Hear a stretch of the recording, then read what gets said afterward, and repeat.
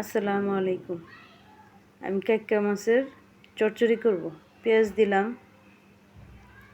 তারপরে আপনার আর একটু পেঁয়াজ দিতেছি, কারণ এই মাছে পেঁয়াজ লাগে বেশি। আচ্ছা, যাই হোক, আমি এখানে ক্লিপটা নিতে ভুলে গেছি গা।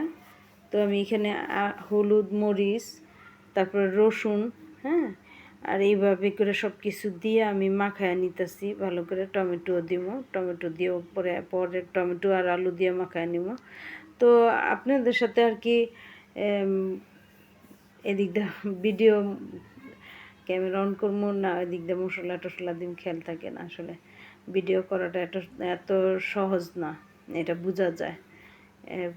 রান্না করতে গেলে রান্নার দিকে মনোযোগ না দিলে, শুধু ভিডিওর দিকে মনোযোগ দিলে তাহলে রান্না হয় না, রান্না মজা হয় না, মানে খাওয়ানোর উপযুক্ত হইব না।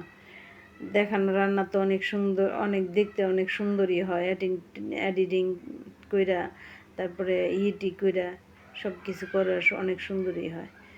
কিন্তু আপনার খাওয়ার বাসায় সবাই খাওয়ার মতন করে উপযুক্ত করে এরকম করে রান্না করতে হইলে মন দিয়ে রান্না করতে হয়। তো আমি মনোযোগ আমার রান্নার ভিতরে, এর ভিতরে আমার এই ভিডিওতে কোনো নেই। যাই হোক, তারপরেও করতেছি। এখন আলু দিয়ে দিলাম। আলু আমি সামান্য পরিমাণে দিব, যদিও সামান্য না, এখানে মোটামুটি 2 মুঠ মোট দেওয়া, 2 মুঠের একটুখানি বেশি। এটা দিয়ে আমি ভালো করে মাখায় নিব। আবার সব কিছু দিয়া মাখায় আমি 15-20 মিনিট রাখবো, কারণ আমার চুলাতে অন্য কাজ আছে, চুলায় রান্না আছে। এই জন্য এটা মাখায় রেখে আমি ওইগুলি শেষ করব, তারপরে এটা বসায় দেব। তো জানি না কার দেশে কোন এই মাছের নাম কি বলে, তো কমেন্টে জানেন কার দেশে কী নাম বলে। আমাদের দেশে তো কাকলা মাছ বলে। এটার চোকা চোকা ঠোঁট দুইটা, অনেক চোকা চোকা। এই ঠোঁট দিয়া বাদ্যানি মহিলাকে দেখতাম, ওই যে জায়গায় রসভাত হয় ওই জায়গায় টোকা দিয়া তারপরে এটারে কী করতো না করতো, ছোটোবেলার কথা এগুলা।